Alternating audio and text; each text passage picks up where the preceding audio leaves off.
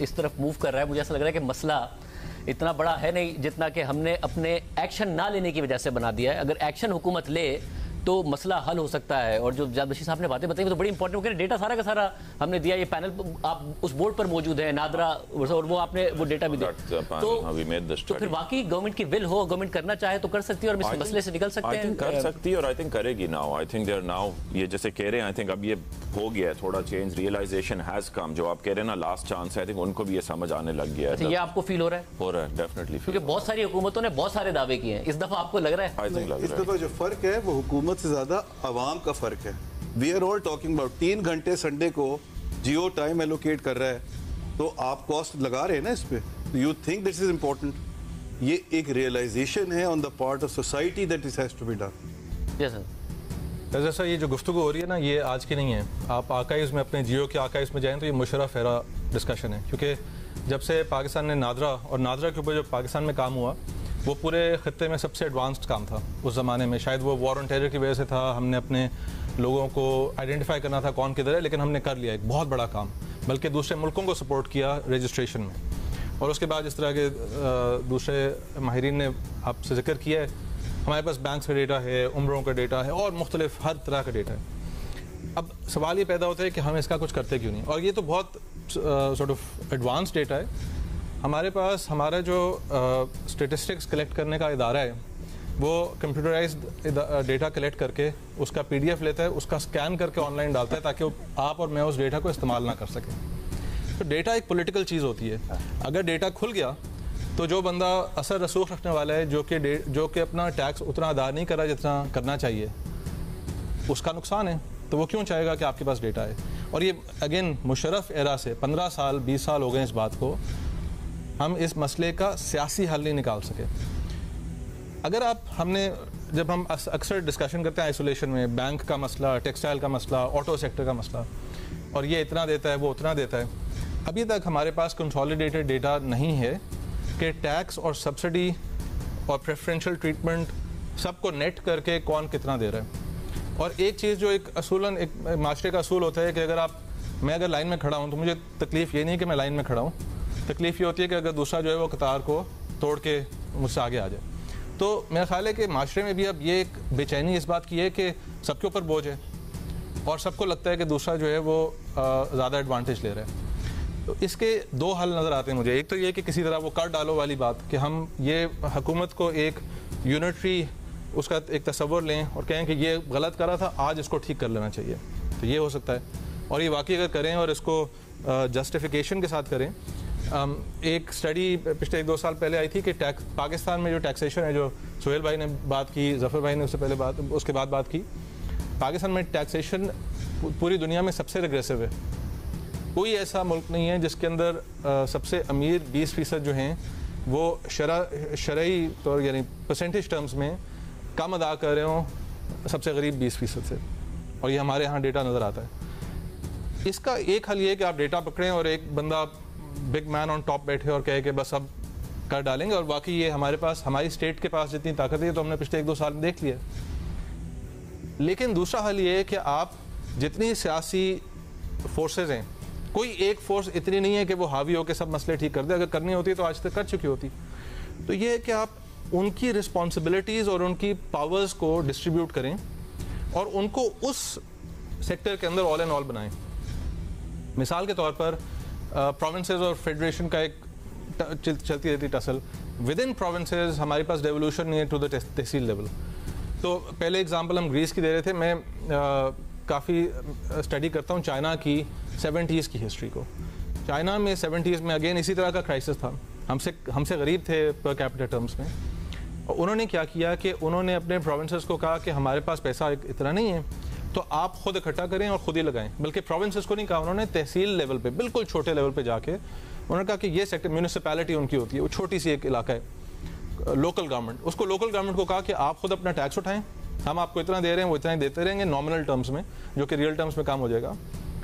लेकिन आप वो जो ब्यूरोक्रेट बैठा हुआ है वो अगले 5-10 साल उधर ही बैठा है, उधर से टैक्स करेगा, उधर ही लगाएगा और अपने ऊपर लगाएगा। तो अगर वो ब्यूरोक्रेट जो है वो चाहता है कि वो 10 साल बाद खुशहाल हो, तो उसको अपनी तहसील से रेवेन्यू इकट्ठा करना है। मैं खुद ऐसी गवर्नमेंट की कमेटीज़ के ऊपर बैठा हूँ जिसका काम था कि टैक्स पॉलिसी अगले साल की डिसाइड करनी थी, और जो लैक ऑफ एनर्जी और जो लैक ऑफ कमिटमेंट थी वो इसलिए थी क्योंकि हुकूमत कोई एक यूनिटरी तो नहीं है।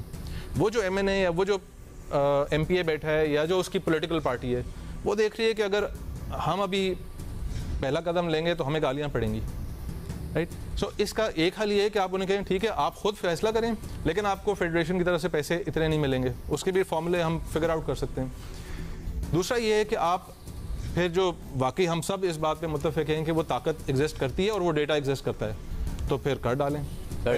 वो जो आप बात कर रहे थे चाइना वाली तहसील की, उसमें अकाउंटेबिलिटी वाला एलिमेंट जो मैंने और आपने पहले भी डिस्कस किया था, सर मैं बड़ा ज़रूरी है। थोड़ा सा मैं इस पर इख्तलाफ ही करूँगा कि चाइना के अंदर उस टाइम पीरियड के अंदर करप्शन बड़ी थी। अकाउंटेबिलिटी दो तरह से आती है, एक ये कि आपके ऊपर एक बंदा ऐसा बैठा हो कि जो कलेक्ट कर रहा है, he was accountable to the people that he has to invest the money there. Sir he was not just accountable. एक अकाउंटेबिलिटी होती है कि ऊपर से आपके ऊपर डंडा आ रहा है, राइट। वो अकाउंटेबल आप जैसे कह रहे हैं पीपल को इस तरह था, एंड मोर देन अकाउंटेबल उसका इंसेंटिव आपने अपने एरिया की डेवलपमेंट से जोड़ दिया था। Right. अभी आप जाएं किसी तहसील के अंदर असिस्टेंट कमिश्नर जो है उसकी तनख्वाह कितनी है, उसके पास इक़्तिदार कितना है और वो दिन में कितने घंटे आके काम करता है। अगर आप ये तीन चीज़ें देख लें आप इस बात पे कन्विंस हो जाएंगे कि हमने अपने इंसेंटिव अरेंज सही नहीं किए, तो you can fix it. I think बड़ी आप बात है कि जो अली हसन अभी ये कह रहे थे कि 15 साल से डिबेट यही हो रही है जनरल मुशर्रफ के एरा से। अब डिबेट यही इसलिए हो रही है क्योंकि मसाइल वही हैं, मसाइल हमने हल ही नहीं किए। जब मसाइल हल नहीं होंगे तो डिबेट वही होगी। मगर मैंने डिबेट में मोहसिन साहब ये फ़र्क ज़रूर देखा है कि जब हम पहले डिबेट किया करते थे तो मसाइल वही होते थे, मगर ये होता था कि अगर ये नहीं करेंगे तो ये करना पड़ेगा। पुणे का टैक्स जो है पूरे सिंध से ज़्यादा है या पूरे पंजाब से ज़्यादा है। करेक्ट, मेरे ख्याल में कराची में 2 बिलियन है और प्रॉपर्टी की वैल्यू भी ज़्यादा है, 2 बिलियन है, उनकी वैल्यूएशंस भी ठीक हैं। कराची में 2 बिलियन है और मुंबई में सिर्फ 200 बिलियन से ज़्यादा है। तो मैं ये कह रहा हूँ कि प्रॉपर्टी में डेवलपर को टैक्स लग रहा है जो प्लॉट खरीद रहा है, इसके अलावा जो रह रहा है उसको भी तो टैक्स देना है ना। अगर एक बंदा 10 करोड़ के अपार्टमेंट में रह रहा है, वो अमीर तरीन है, तो उससे आप साल का ₹1,00,000 लेंगे या 1.5 लाख रुपए लेंगे। अच्छा, उसमें भी कभी आपने सुना है कि एक अपार्टमेंट को सील कर दिया गया क्योंकि 5 साल से वो प्रॉपर्टी टैक्स नहीं देता? ये भी नहीं होता, कोई डिफ़ॉल्ट का तो कुछ है ही नहीं। तो आई थिंक औरंगजेब साहब सही कह रहे हैं कि हमारे यहाँ जो लेजिस्लेशन है उसमें बहुत सारे जो टैक्सेस हैं डिफ़ॉल्टेड हैं, वो कलेक्ट नहीं हुए। GIDC पे कुछ कंपनीज ने जो स्टे ऑर्डर लेके जितना वो साल में कमा रही हैं, मतलब 3 साल में जितना टैक्स था उतना कमा लिया है। तो आप ये सोचें ये कितना एम्बिग्यूटी है या कितना बड़ा लीकेज है। तो मेरा तो फर्म बिलीफ है जो इस्तीफ़ा के लिए कि जिस तरह ये अफगान ट्रांजिट ट्रेड और करेंसी को कंट्रोल किया गया है और जो पाकिस्तान के शदीद बुरे हालात हैं उसमें डंडे के अलावा या इफ़ेक्टिव इन्फोर्समेंट से हम 3,000-4,000 अरब रुपए का टैक्स जमा कर सकते हैं। और जिस तरह आरिफ साहब ने भी कहा अगर इंटरेस्ट रेट कम आएंगे तो 1,000-2,000 वहाँ से हो जाएगी। तो हमारा जो 7-8% है वो बाआसानी अगले 3-4 साल में 3-4% डंडा कहते हैं, जो कि करेंसी मार्केट की बार-बार मिसाल दी जाती है। तो साहब बाकी डंडे की जरूरत है या डंडे की भी जरूरत नहीं है, विल की ज्यादा जरूरत है। जैसे वो कह रहे हैं कि अगर आप ट्रेडर्स को लगाएंगे तो जो ट्रेडर्स टैक्स नहीं देना चाहते, उल्टा जो फॉर्मल है या जिन्होंने पॉइंट ऑफ सेल लगा लिया या जो टैक्स देते हैं उनकी तरफ लोग चले जाएंगे। डंडा देने के लिए विल की जरूरत है। हमने जमहूरियत को इतना एम्फसाइज कर लिया, जमहूरियत का मतलब है मादर पिदर आज़ाद, मुझसे कोई पूछे नहीं। तो अगर आप कंप्लाइंस करते हैं, जिसको मैं कंप्लाइंस कहता हूँ या इन्फोर्समेंट है, वो हमारी आवाम को नागवार गुजरती है। जमहूरियत का मतलब कानून तोड़ना तो नहीं है ना। जब आप टैक्स नहीं देते तो आप कानून तोड़ सही कह रहे हैं। मगर आप जब भी करेंसी पे हुआ था ये, तो डंडे का वर्ड यूज होता था, मतलब अंग्रेजी अखबार डंडा लिखता था, डंडा ऑन करेंसी एक्सचेंज। मगर फिर लोगों को कानून की इन्फोर्समेंट के लिए भी हमें ये लफ्ज इस्तेमाल करना वो हम समझते हैं कि चूंकि हम जमहूरी मुल्क में हैं तो टैक्स ना देना जो है वो मेरी आज़ादी है, ठीक है। तो वो कंप्लायंस या इन्फोर्समेंट जो है मेरे ख्याल में उसी से अगले 3 साल में IMF में रहते हुए ये डेफिसिट 4% तक आ सकते हैं। ये शाजिब साहब ये जो डेटा वाली बात हो रही थी, this is the new gold, और डेटा का हमारा सिर्फ प्रॉब्लम बड़ा FBR को पूरी एक्सेस होनी चाहिए डेटा की, बैंक अकाउंट्स पर। बिल्कुल एग्जैक्टली मैं आपसे कहने वाला था। बैंक एसोसिएशन के चेयरमैन के तौर पर सपोर्ट करें, आप ले लीजिए, हमें कोई इतराज नहीं है, लेकिन वो आपके पास वैसे ही डेटा जो है ना नादरा से मौजूद है, so it doesn't make a difference. देखिए नादरा को एक्सेस है, FBR नहीं, मैं आपको एक और बात को भी हो जाए। 2 चीजें और हैं। बात ये कि एक तो एक्सेस टू द डेटा आज भी इट्स अ बिग इशू। ये नादरा बहुत मुश्किल से डेटा देगी टू FBR, ये भी प्राइम मिनिस्टर को खुद इंटरवीन करना पड़ेगा तो जाएगा। आप मुझे PTA से डेटा निकलवा के दिखा दीजिए, मैं शाजिब साहब आपको मिठाई खिलाऊंगा। तो इंटरनेट बंद हो सकता है, इंटरनेट बंद किया जा सकता है, सारी डिस्कोस, डेटा निकलवाने का नहीं पता मुझे, सारी डिस्कोस के पास इतना जबरदस्त डेटा मौजूद है, आप वो निकलवा के दिखा दीजिए, मैं आपको दोबारा मिठाई खिलाऊंगा। ये हमारा डायलेमा है। Access to the data is a bigger problem. ये तो शपथ साहब भी कहते थे कि जो डिस्कोस का डेटा है कि जिनके पास कमर्शियल कनेक्शन है उनके जरिए आप लगा सकते हैं, मगर वहां पर और दूसरा एक और प्रॉब्लम है, वो कॉस्ट का प्रॉब्लम है। जो एक्सेस टू द डेटा है उसकी क्या कॉस्ट देनी पड़ती है आपको to utilize this for your purposes, वो इतना महंगा है इन कंपेयर। फॉर नादरा से डेटा एक्सेस करना is at least 10 times more expensive than what is out there in India. अच्छा, मैं क्योंकि अगले ब्रेक पर जाने से पहले करंट अकाउंट की तरफ हम मूव कर रहे हैं ताकि इस पर बात की जाए। आरिफ भाई साहब, ज़ाहिर है जो बूम बस्ट का साइकिल है हमारा, जो बड़ा बड़ा छोटा सा है, वो करंट अकाउंट की फिस्कल प्रॉब्लम आता है, उसके बाद करंट अकाउंट प्रॉब्लम हमारे पास आ जाता है। अभी पिछले दिनों आप मेरे प्रोग्राम में थे तो आपने जब ये बात की कि आगे आपको चीज़ें इसलिए अच्छी नज़र आ रही हैं कि इन्फ्लेशन कम होगी, इंटरेस्ट रेट कम होगा, कोई 2-2.5 हज़ार अरब रुपए की इंटरेस्ट पेमेंट्स कम होंगी, जिससे हुकूमत को फिस्कल स्पेस मिलेगा। तो मेरा अगला सवाल आपसे फिर यही था कि फिस्कल स्पेस मिलेगा, फिर खर्चे होंगे, फिर इंपोर्ट बढ़ेगी, फिर करंट अकाउंट आएगा और हम फिर इसी साइकिल में खड़े होंगे, फिर महंगाई आएगी, फिर इंटरेस्ट रेट बढ़ेगा। तो इस साइकिल से निकलने के लिए मतलब क्योंकि ज़ाहिर है हम इशू को एड्रेस कर रहे हैं इंपोर्ट्स कर्टेल करके, 24 करोड़ आवाम के मुल्क के लिए 60-70 करोड़ की डॉलर की इंपोर्ट, 60-70 अरब डॉलर्स की इंपोर्ट ज़्यादा नहीं है। हमारा प्रॉब्लम एक्सपोर्ट प्रॉब्लम है यहाँ पर, वो कैसे बढ़ेगी? जी, आई थिंक एक और बात मैं काफ़ी देर से अपने आप को जो है जब्त कर रहा था, और वो बात हुई थी हमारी जो है वेल्थ टैक्स के सिलसिले में। तो मैं चाहता था मैं बोलूँ या ना बोलूँ, क्या करूँ, लेकिन मैं अगर नहीं बोलूँगा तो वेल्थ टैक्स जो है वो बहुत रिग्रेसिव टैक्स होगा, और थोड़ी जो कैपिटल फॉर्मेशन होती है वो भी नहीं होगी। ये तो नहीं लगना चाहिए आपके ख्याल? बिल्कुल नहीं लगना चाहिए कि ये लगे आप इतने सारे टैक्सेस जो है वो सब दे रहे हैं, फिर आप कहते हैं कि वेल्थ टैक्स जो है वो भी दें, तो फिर जो है वो बिल्कुल कोई जो है वेल्थ फॉर्मेशन होगी ही नहीं, लोग जो है बाहर चले जाएंगे।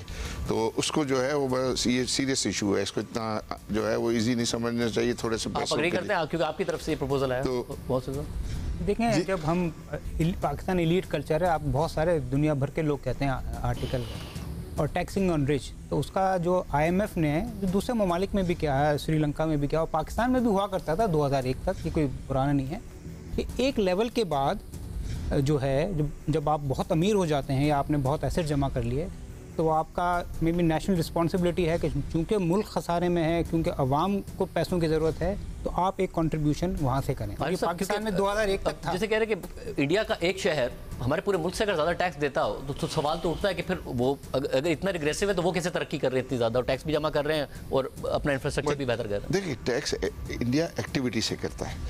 आप ये मुसलसल उनकी जो है GDP ग्रोथ देखें, एक्टिविटी बढ़ा के कर रहे हैं। प्रॉपर्टी टैक्स की मैं ये जो भी किसी भी देखें, हम ये बात करते हैं ना कि टैक्स रेट बढ़ाने से टैक्स ज़्यादा कलेक्ट नहीं होगा, आप एक्टिविटी बढ़ाएंगे तो जो है वो टैक्स ज़्यादा कलेक्ट होगा, इस चीज़ को माइंड। लेकिन उसकी दूसरा फ्लिप साइड है वो जो आपका करंट अकाउंट डेफिसिट है, आपने कहा था उस प्रोग्राम में भी एक्टिविटी बढ़ाएंगे तो फिर और इंपोर्ट बढ़ेंगी, और इंपोर्ट बढ़ेंगी तो करंट अकाउंट डेफिसिट बढ़ेगा। जैसे कह रहा था कि पाकिस्तान में गुड न्यूज़ बन गया है IMF का प्रोग्राम मिलना, इसी तरीके से ग्रोथ का नंबर आता था तो खुश होते थे हम, अब ग्रोथ का सुन के डर लगने लग जाता है कि 5% से ऊपर जाएंगे, फिर करंट अकाउंट आएगा, फिर करेंसी गिरेगी, फिर इन्फ्लेशन आएगी, फिर शरह सूद बढ़ेगी, फिर यही क्वालिटी ऑफ ग्रोथ को जो है वो देखना चाहिए ना, जो मतलब अगर लोग जो हैं उसको देखना चाहिए कि क्वालिटी ऑफ ग्रोथ जो है वो क्या, वो एक्सपोर्ट लेड होना, हमारी तो एक्सपोर्ट्स है वो भी इंपोर्ट ड्रिवन है। मैं देख रहा था कि हमारा जो सोवरेन डेट है, फॉरेन करेंसी सोवरेन डेट है, ये $80 बिलियन है, और मैंने जब ये देखा कि पिछले 10 साल का करंट अकाउंट डेफिसिट भी $80 बिलियन है, तो हमने ये जो अपने ऊपर कर्जा जो $80 बिलियन का किया हुआ है, ये पिछले 10 साल का करंट अकाउंट डेफिसिट जो है वो हमने फाइनेंस किया हुआ उससे, और उसमें हमने 2-3 साल ऐसे देखे कि जिसमें $16 बिलियन से लेके $20 बिलियन तक का हमने। मैं अगेन क्वेश्चन दोबारा रिफ्रेश करते हुए कि दुनिया सेलिब्रेट करती है अपना वो साल जिसमें वो सबसे ज़्यादा ग्रोथ का होता है, हम कोसते हैं उस साल को, उन 2 सालों को, 2017-18 6% की ग्रोथ, $19 अरब का करंट अकाउंट डेफिसिट, 2021-22 6% की ग्रोथ, $17.5 अरब का करंट अकाउंट डेफिसिट। हम बुराई कर रहे हैं कि अगर वो ना होता तो शायद हम ठीक होते। पॉलिटिकली तो पहले वो सेलिब्रेट करते हैं, हाई ग्रोथ को सेलिब्रेट, वो तो अभी भी कर रहे हैं असल में ये हुआ है मुल्क का, लेकिन उसका जो दर्द आता है उसको नहीं वो संभाल सकते, और उसकी वजह ये होती है कि वो सारा इंपोर्ट बेस जो है वो ग्रोथ होती है, तो उसमें हमारी एक्सपोर्ट्स भी बहुत ज्यादा इंपोर्ट डिपेंडेंट है। इस दफा जो है वो एग्रीकल्चर का कंट्रीब्यूशन है, IT का कंट्रीब्यूशन है, एक्सपोर्ट रिलेटेड जो है इंडस्ट्रीज है उसमें अगर ग्रोथ आती है, ये है रेमिटेंसेस में जो इजाफा हो, तो ये सारी चीज़ें हैं कि तो हमारा डेफिनेटली, मैं कई सालों से प्राइम मिनिस्टर्स की मीटिंग में बैठता हूँ और वो एक्सपोर्ट की ग्रोथ की बात करते रहते हैं और सब लोग ये कर दो, ये कर दो, फलां कर दो तो एक्सपोर्ट बढ़ जाएगा। वो सब चीज़ें हो जाती हैं, फिर भी हमारा एक्सपोर्ट वहीं का वहीं देखिए बहुत